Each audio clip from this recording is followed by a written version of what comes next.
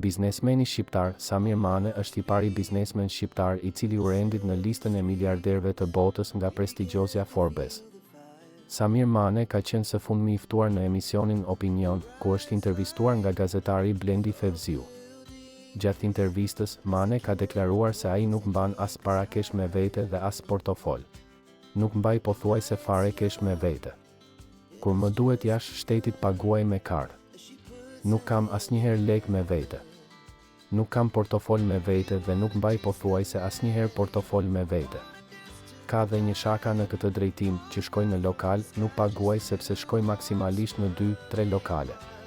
Pa dyshim që ata më njohin dhe kur vjen ndonjë afërm I imi ose ndonjë nga stafi im I thon kafja jote bën 80.000 lekë sepse s'ka paguar Samiri për 10 ditë, ka thënë ai.